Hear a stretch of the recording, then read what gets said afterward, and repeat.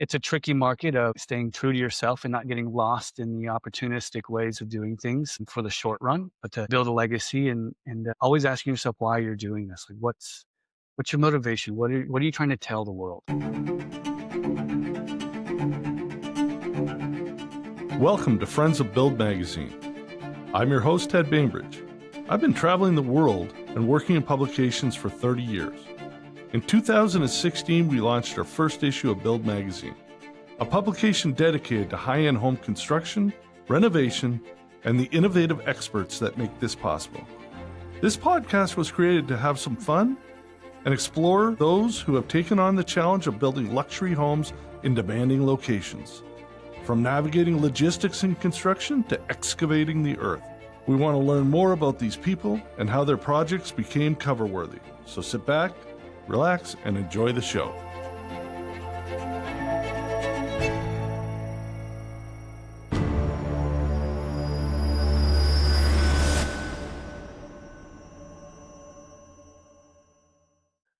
I'm here with the world famous, the Medici Award winning Justin Garcia, incredible artist from Houston, Texas. Justin, thanks for being flexible. No, thank you.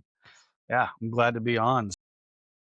Hey man, I'm glad you're on. What is going on? You do some really cool stuff. Give us a little background and tell us a little bit more about the Medici Award, because there's some pretty impressive winners of this coveted prize. Yeah, no, thanks. I was doing a show at the Florence Biennale and the Venice Biennale at the same time, and it was the centennial of Leonardo da Vinci, which is my all-time favorite artist and philosopher, and just the way he thinks everything about the science of art and the art and science. So that year, everybody in Italy was really celebrating Leonardo da Vinci, having exhibits, and the theme around a lot of the Florence Biennale, I'll say, was in honor of him. So they were having a lot of lectures and speaking engagements with scholars about studying about him. And actually, I was fortunate enough to be asked to speak because of my work being science and art in the background and kind of how I dig into it. And yeah, during that exhibit, they got to see some of my science theoretical models behind a lot of my artwork and how they were intertwined. And so the jurors had gone around the exhibit and chose my work to be one of the winners. How old were you when you won it? 2019. So I think 34, right? Yeah, I think 34, 35. Yeah. Dude, how do you even process winning an award with the likes of, the emulation of Da Vinci? I mean, it's got to be at 34. I don't know how you process something that cool. I don't think I have. It's one of those things where you're just so into the forest and into the thick of it. It was a perfect, he's one of my, like, the artists that I look up to the most and I have the most respect for. So to win an award, and the Medici family, who really, you could say, funded the Renaissance era, and really pushed into the arts and sponsoring artists and just really making that a forefront to win that award during that centennial of Leonardo da Vinci was a great honor. And I guess a lot of it is just living up to that legacy of being able to look beyond just the art and the purpose of it and the meaning and the connectivity and the patterns.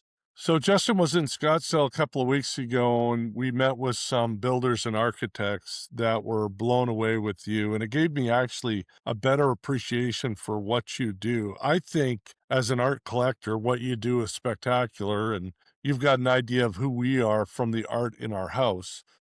But to hear these people that are building these magnificent homes, their response to you, the timing of you walking in, what do you say to younger kids to inspire them to be bold and seek a career in art? And they hear struggling artist, and obviously we all struggle regardless of income level.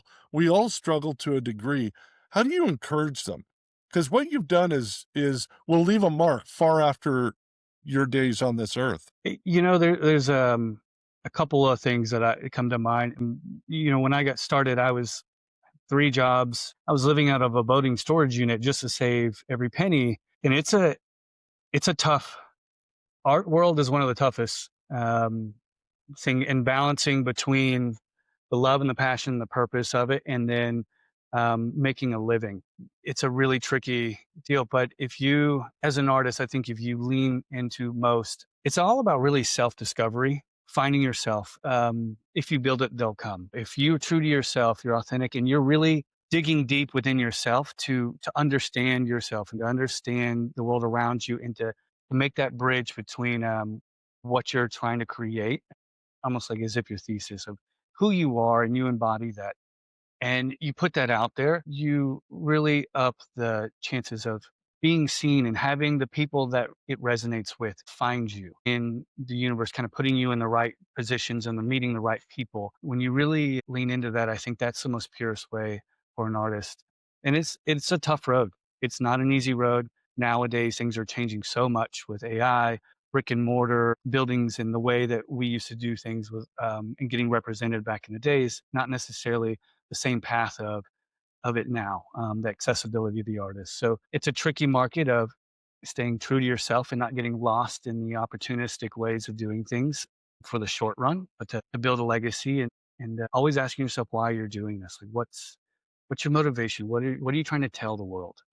That's when I give a lot of speaking engagements and lectures to young artists. And in the end of the day, you're always going to settle on like, what was your purpose? What were you giving instead of taking? And what is it you want to say? And when you put those forward, everything else comes. I think that's really well said, and that is to always be focused on the why. Too often we live in a materialistic world where everybody wants to chase the dollar. Yep. And too many people wanna chase the quick buck. There is no quick buck. Mm-mm. Nothing satisfying comes without a lot of blood, sweat, and tears. Agree. And the harder you have to dig and grind and work and hustle, the more satisfying it is once you achieve whatever your goal is. But if you don't have a purpose, Yeah. you don't know what that goal is. Yep. Completely agree. 100%. The why is one of the most important things that you can build on and grow from. So you bring up AI. How do we still value the authenticity of art? Because AI is not authentic. Right. It's just computer generated. There's no thought process into AI. When I look at your art, I am blown away because I know the complexity, A, in creating it, and B, the thought process. You've got a lifetime invested in the visual experience. hmm AI, it's not so much about AI recreating art. I think we've leaned so far in perfection that we're now the imperfect things, the chips, the things that are only human error is becoming very coveted. So on that end, the tangible side of it. But the thing that I see the most nowadays, and I do worry about both from curators to art dealers and critics and artists themselves, is allowing AI. It's great to prompt and say, "Hey, tell me about this work." Even so, letting it to describe one's own work to themselves and then, oh, well, this is what it means. And then sounds so beautiful, so fluid, and allowing, leaning on that is to define who you are. Um, because it just sounds great. A lot of duality you'll see in a lot of when people describe their work or they'll put it on Instagram or whatnot. They're allowing AI to kind of just use soft but yet hard. Just and it takes away the thought provoking, the thinking, the elements of curiosity that the artist's job is supposed to be. We're supposed to venture off into the abyss, into the unknown, and come back and represent something. And self-discovery and through psychoanalyzing ourselves and understanding ourselves, we're better to understand the world around us and then give humanity something to collectively evolve and grow on. That's the job.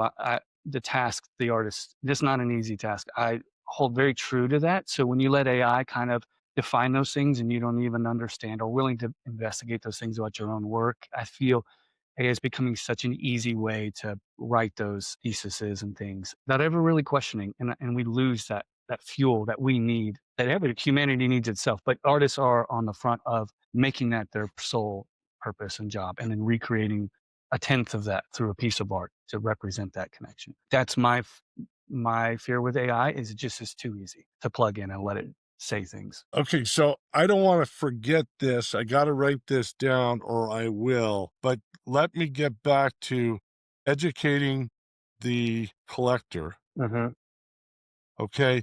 Now, I wanna what you just said is awesome about AI, and it takes me back like 20 or 30 years when giclées were mass produced and Yep. people would buy them and put them in their home. And I don't have one. You've been to my house. I have zero posters, Mhm. zero giclées. Everything is original art because I truly believe the soul of a home, the soul of the person is represented through the art that they own. Is that a fair statement? Dude, you've been to my house. It's all I believe in, Love it. right? So how do we like AI, I'm just thinking about AI and people are using ChatGPT to write essays. They're using ChatGPT to do everything. And now I truly believe that people's confidence will dwindle because they're not having to think for themselves. All they do is they put in a couple of taglines and then ChatGPT writes everything. Or now you're starting to get videos and you don't know if it's a real person or if it's AI. And so if we had fakeness before, we just had it magnified. Yeah. It's a tricky slope. You get comfortable, just like with any business, right? You lean on something, say it's one client that just is always there, and so you put a lot less energy in developing all the other clients and leads, and then all of a sudden that one client is, no longer, and you didn't develop the skills on staying open and outreaching and growing. Same thing Yeah. in this field, in an intellectual kind of intangible way that we don't see it right away, but we start to get lazy and we allow AI to do those elements. And then because we have so much other free time, we fill it with other things and get really busy with those. And then by the time we realize, look, we're missing a lot. We've already built so much on this false structure that you can't just go back and then, and you like not working out for a while. You've got to reprogram and restructure your life to like, okay, I need to make time for questioning why I'm painting this or why I'm doing this or why did I choose these colors? Like these things are relevant for oneself's growth, but I think we lose a lot of artists. It's so easy to get lost in all just the social media and what sells fast, blue or this or that, and just giving to what is right there in front of you instead of realizing your job, your purpose is immensely important to humanity, and that when we hold the line of questioning and growing and being curious, that helps lead the rest of humanity in the right direction, and the power of that is really important and sacred. So when you look at it that way, then you take it as an honorable way of like, I'm doing this not just for myself, but my job is important to humanity. So you're willing to do the hard work, and I think that's important to instill, especially the new generation, that all they know is social media and AI.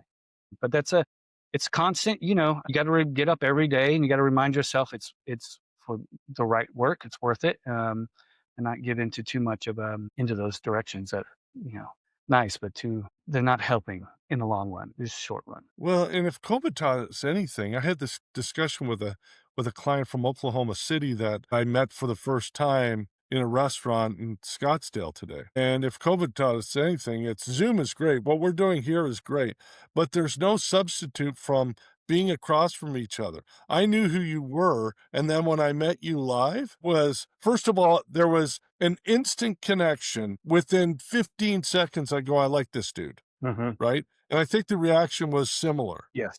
And without that human touch, without that human interaction, man, it's just a shallow, empty life. Yep. It really is. You get a feel of someone's energy and who they are, in a way that you can't through, through video, through, Yeah, you really tactileness of it, the closeness. There's something very much there. I agree with you 100% on that. Yeah, and meeting you in Greece was like, oh, we're gonna be best friends. This is great. I like this guy. I know. So I want to go back to what I wrote down, and that is educating the consumer. Hmm. How do we educate the consumer that authentic things? And what got me there was when you said we look for things that are chipped. We look for things that are not perfect. And I think of YouTube videos or Instagram videos. What makes them authentic is the fact that they're not polished. They're not perfect. That's where it's leaning, especially I feel like for art, is it's the pendulum has gone so far into just production instead of creation that we're looking for the story. We're looking for the grit, the grime, the true story of it. We want to hear the parts of the story from the artist, from whatever we're buying. We want that feel of time that is almost tangible in the storyline, and that's a very hard thing to fake. It's and that is, I think, one of the last lines, and I see a lot of people reaching for that and desiring that. So when you're giving that, I think that's important. And when you're collecting and looking for that, you want to know the story. You want to, understand all the elements, the process behind it. That's a human element. Even some of the things that happen to be mistakes, like all those little stories, they translate into when I was at your house and you're telling me all the stories about the artist and some of the things that they might have been going through at the time, or what this piece, was or why it ended up this way. Those things are becoming so coveted, kind of like how we look at back at the 80s.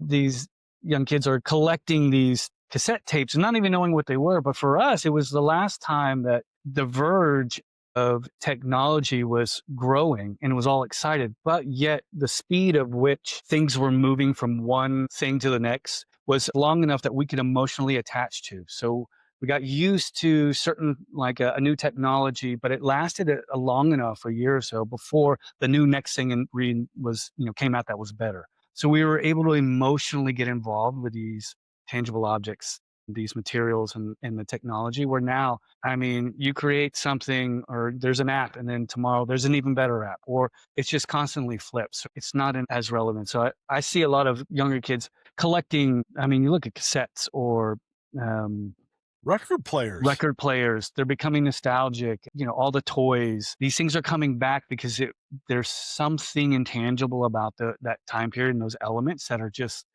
we covet. And I think it's because we had emotional attachments and we were allowed the time to do that before the next thing, kick that thing out to come in.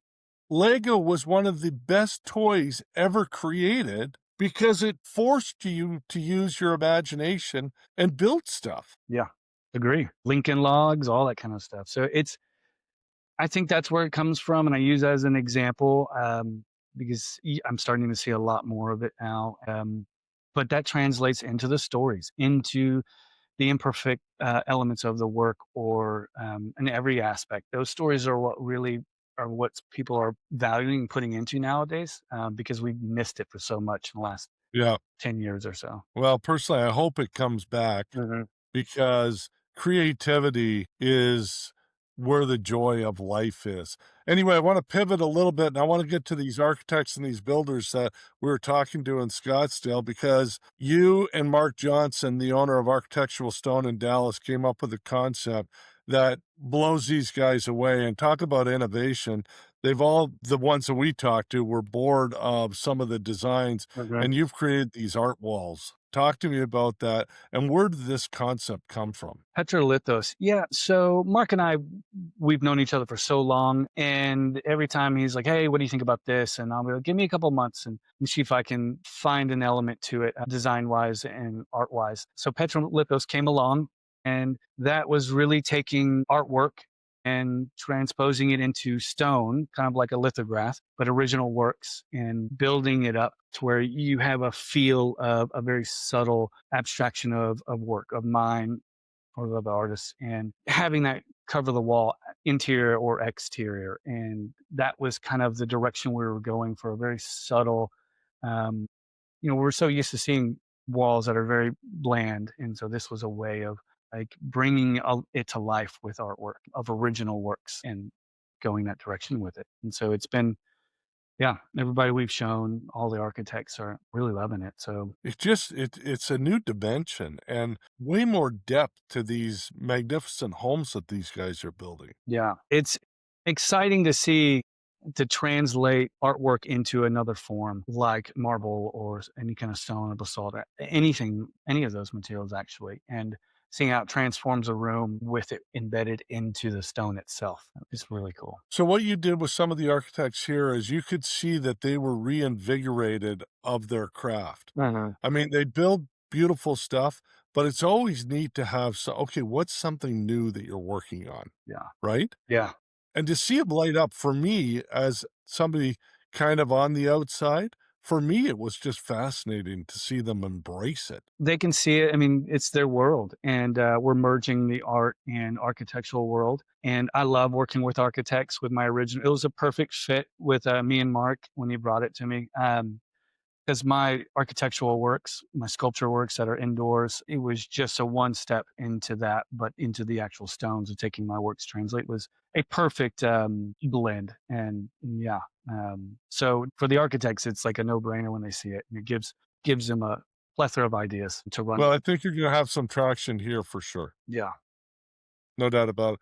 Talk a little bit about your foundation and what you're doing with kids, because yeah. that kinda, to me, resonates the core of who you are. Yeah, so I created this concept, if these walls can talk, and it was taking a lot of my aging wall pieces that I do naturally. I wanted, I've been my career for 20 years, and as you've heard in the beginning of this, it's all about having purpose and having a drive. And I'd made it to some high levels in my career, and I'm always what's next. What else can I do? I love creating and painting, but I've got to have more than just that, the purpose. So I pitched this to a nonprofit from Starfish Foundation, and it was to take these aging walls that I do and travel to all these orphanages around the world that they're in contact and work with.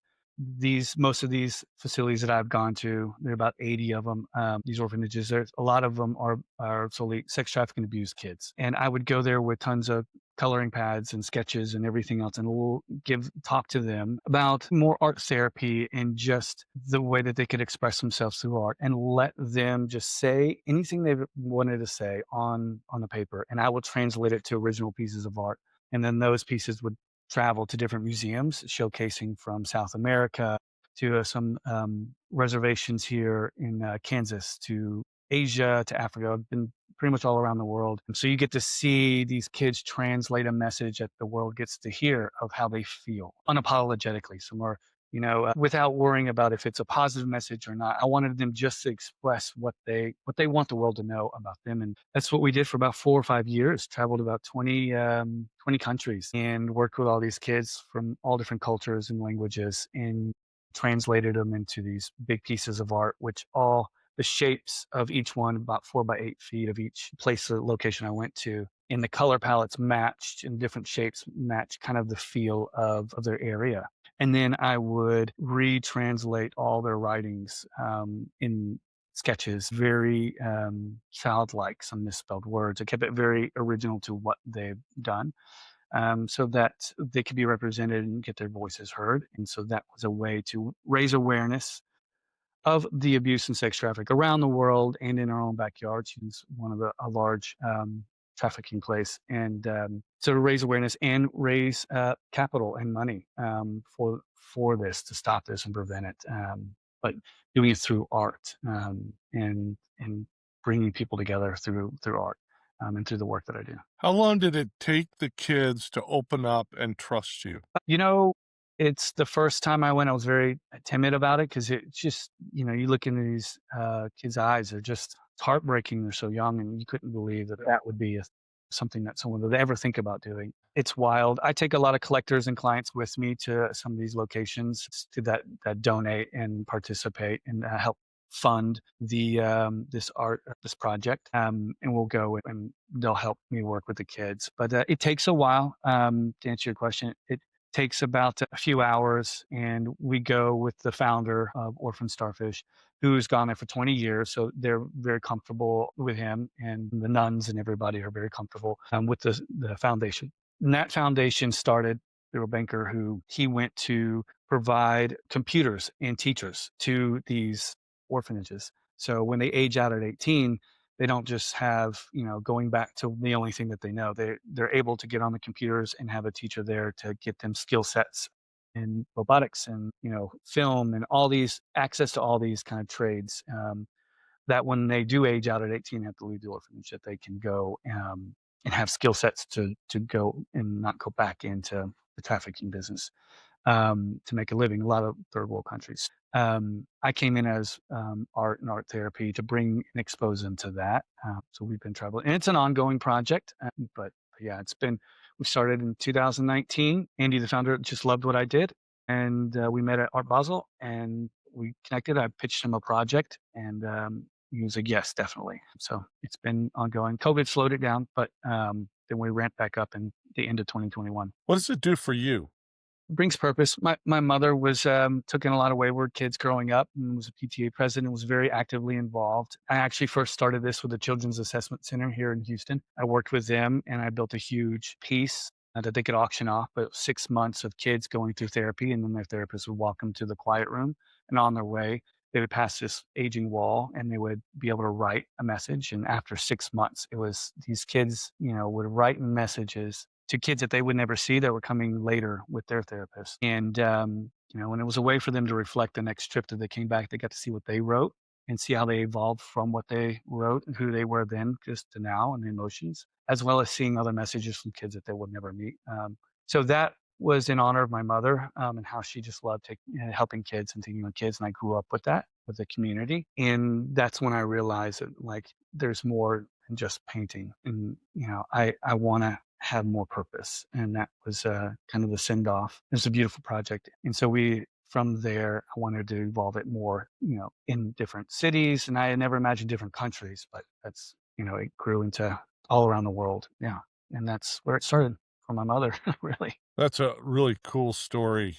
And it's amazing when we focus on others, Mhm. we get way more for ourselves. And it's not like it's an evil objective, right? It's just part of the process that you go through when you're all of a sudden you're more focused on them and their well-being, and you walk away and you go, "Man, I know they got something out of this, but I got way more than I ever thought." Is Yeah. that a fair? Completely fair. I mean, I get emotional thinking about it. And that's why I push so hard about artists finding purpose because that will take you through all the ups and downs, that will introduce you to like minded people that believe in your message and what you're bringing. And they're the ones that support you in ways you couldn't even imagine.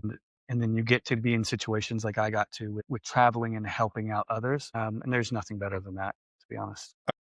I just struggle so much personally with people that feel like they're victims because when I listen to you talk about these kids, and I think of the pictures or the videos that we see of kids in Ecuador or Haiti or wherever playing soccer, giggling like they won the lottery or the World Cup, Yeah. and they have no shoes on. Yeah. Right? If you really look at it, you can always I read a story about one of the stunt people for Harry Potter, and he did a stunt, and he's been a quadriplegic since the day he did one of these stunts. Something went terribly wrong, and I literally read it 2 days ago, and I think the actor is Daniel Radcliffe is Harry Potter, and Daniel this happened in 19, and the kid's been a quadriplegic since then, and he goes, "Not for one day have I ever felt sorry for myself because while this accident changed my life," and he goes, "And Daniel and I are best friends to this day." Wow. I have and just reading this story, it was on the BBC. Don't ask me why I found it or how. And because 'cause I'm not of the age of Harry Potter, but I obviously appreciate what J.K. Rowling has done and who Harry Potter is, right? But listening to this guy, and he was, he's had multiple surgeries and all this, but never once being a victim. And I think when you take that approach, that there's a reason that God put you in this situation or us. Some of the most successful people have the most liabilities because they're always looking over their shoulder and they don't realize. Like one of the joys that I get from doing these podcasts is talking to these absurdly successful people like you, and the stories that we all want to talk about are when we had nothing. Yeah. They mean the most. Your mother, listening to your story of your mother, taking people in means the most. See, I don't know how I got down this rabbit hole. I was listening to you and I go, man, we're so fortunate, but we have to appreciate being fortunate. Yeah. It's a humbling experience traveling and seeing these kids, and they're giving everything that, they give you their bracelets that they make, and that's the only thing that they own. They don't own anything. Yeah. In those elements, I mean, it does bring you back to when the very beginnings and really appreciating a lot. Okay. So you're an artist. You are a professional storyteller. And I don't mean But yeah. you as Justin Garcia, but by the nature of what you do, you are a professional storyteller. And just listening to what you just said, that bracelet is an incredibly powerful story, just the bracelet. Yeah.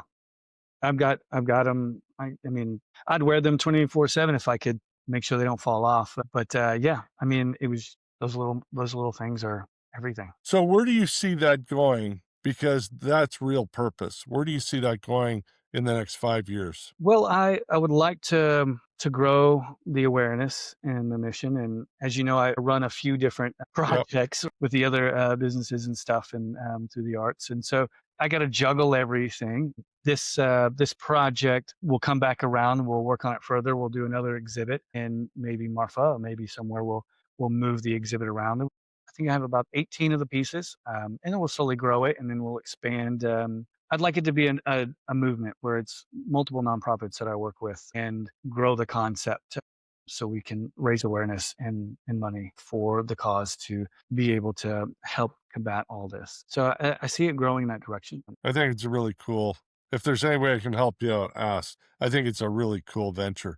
Okay, now you just mentioned something that I totally spaced on. So as we're wrapping up here, I want to talk about your neon project, which I think is totally badass. Oh yeah, yeah. I forgot about it until you just mentioned I'm involved in a bunch of things. Of course you are. Dude, that's a really killer project. Thank you. Yeah, liquid and lights. I invented that 6 years ago. And it was really just almost it was summer, it was dead time, and a friend of mine kinda will catch up, drink a whiskey, and see how the family's doing, and we both love the '80s, as we were saying earlier, and so this idea came about, and it's like a giant light bright. All the little vials that are designed are filled with different, liquids, and all those liquids are different alcoholic drinks, like espresso martini, vanilla lemon drop, spicy margarita. And when you stand out from it, it's about, the smallest one we have is about 8 by 8 feet. Thousands of these little bulbs. It looks like someone's face or a logo or designs. And we do them for events and corporate events and private events. And you go up to the wall, and every color is a different flavor. And you deconstruct the artwork, and then you drink it, and it's kind of like tasting different flavors, of blue Hawaiian and just all sorts. Will custom make it. And so I did that just for fun in the beginning, just to, slow fabricated it all. And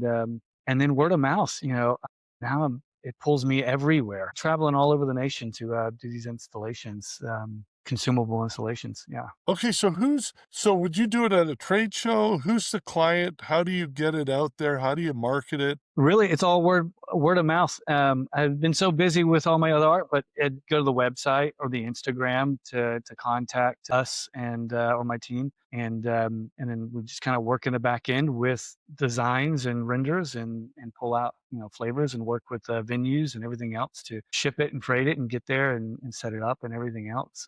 But yeah, liquidandlights.com is a handle, and yeah, I mean that's really we don't advertise at all, which is crazy. I've never done really any kind of trade shows or anything like that to get it out there. It just catches fire every time someone hears about it and sees it. They're like, oh, we have to have that at our event. So yeah. Well, I'm just thinking of we're going to KBIS next month, middle of Mhm. next month, and the Kitchen and Bath Show, the biggest one in the world. And I'm Wow. thinking that would be a pretty cool thing. And then the other events that we do, I'm just thinking the pictures that you showed me make it seem like it would be super memorable. And Oh that's yeah. all you tried to do. Yeah. It is extremely memorable, and it's patented, so it's the only one. I'm the only one that does it, and it's. I mean, people just no matter how many signs or how many people we have at the wall to let them know it's not just a neon wall, a neon sign, Right. they're like, "Ugh, we don't believe you. We cannot drink this, wall." And so we have to show them, no, you pull them out and you drink them. And it just freaks people out. They just can't believe it because it's so nostalgic. It's from an era that we remember, and it's giant and it's consumable and it's a huge piece of art. It's alcoholic or non-alcoholic. So it's just all in one. It's just a great, yeah, it just brings a crowd. And we use it as backdrops too. Sometimes hardly anything gets drank out of it, and they just love to take photos as the step and repeat. So it's wild. I've seen it all. I've seen almost Okay, so to do something like this, what's it cost somebody? anywhere between, well, outside of transportation, which, is freight shipping and all that kind of stuff and airfare. but the base costs are from 56 to 5,600 to 9,400. And then it Okay. goes up higher with custom installations. So like we'll take a VIP room, a booth at an art fair or things of that nature, and it has 3 sides to it. And we'll align the whole wall. So you're walking into all the walls with these bulbs to drink off of the side of the walls. So those are custom and those are a lot higher and different. But yeah, typically between 4 to 6 colors is what we'll our base with our clients are, and then you kind of just go from there. And then so yeah, we've done Canada, we're doing Virgin Islands, the Houston Rockets. Yeah. How many people would someone need to have to make it viable at an event? And I don't mean financially, I just mean to drink the vials. Look, there's only one group that's ever finished the wall, the smallest wall, and it's an effort. And it doesn't take. I get this question all the time. They're like, okay, well, we have 5,000 people. Will this be enough? I'm like, or we'll have 100. Is it enough? I'm like, look, we've done a wedding where it was 100 people, and they, completely came close to finishing. Didn't finish it all the way. And then we've had 5,000 where they've drank them, but maybe 100 or 500 of them. These walls hold 5,000 of them. You have to have them pixelated to where you can get an image, but so they've got to be small enough, but large enough and the right amount where you're not getting someone hammered drunk. It's just a taste. So they can try different flavors like jelly beans. And so you've got to have a dedication. We've had the one group, but it's a DJ. It is telling you, you're not leaving until you finish the wall. It's hardcore, like 6, 8 people going at it. And if you just pulled them out and threw them on the floor, didn't even drink them, it would take you over an hour. So you've got to do some work and to really go at it. But everybody tells me, oh, we've got this huge crew. They're going to be great. They're like, I cannot pull another one of these out of the wall. So it's funny. And, a lot of times for weddings or for clients, we will refill the wall for the first 45 minutes or so. Just like, let's say the bride and groom hasn't made it into the dance room yet and they want to see their faces. We have some extras in the back of every color. We'll plug it in. So if it's the founder that hasn't made it in to see the logo yet or the bride and groom, whoever it is, we'll plug it in. But it never fails. They're always like, well, no one's drinking it. Well, that's because we're filling it in. So it reverses. They're like, actually, we want it to be deconstructed. It's just, so it's okay. We got to figure out a way to make one of our events fill in the liquid. There's no way we drink it all, but I think it's such a cool, once again, it's all about creating memories. Yeah. It is. We had an event in Scottsdale, our very first one. We had a helicopter at it and we drew names and we had 4 people won a flight around Scottsdale for 30 minutes while the event was going on. And people talked about it for 6 months. They go, that is a great idea. I've never heard of anybody doing that before. That's wild. It was Justin. It was awesome. My God. I love that. We're going to figure out a way, especially with Monica, we're going to figure out a way to pull that off. I'd love it. Give me any reason to go out and travel and see you guys again. That'd be amazing. All right, man. Okay, listen, I'm going to let you go. You're a rock star. Love hearing your stories. Love your purpose. Thank you. And if there's one thing that people need to focus in, they'd have a much happier life if they just focus on, why am I here? Yep. What's your purpose? I agree. Okay, bud. All right. Justin Garcia, thank you. Thank you, Ted. All right, bye. Bye. Thanks so much for listening. If you've enjoyed the show, please subscribe wherever you get your podcast and leave us some feedback. We'd love to hear from you. You can find everything discussed in this episode and more in our show notes below. I'm Ted Bainbridge, and you've been listening to Friends of Build Magazine podcast.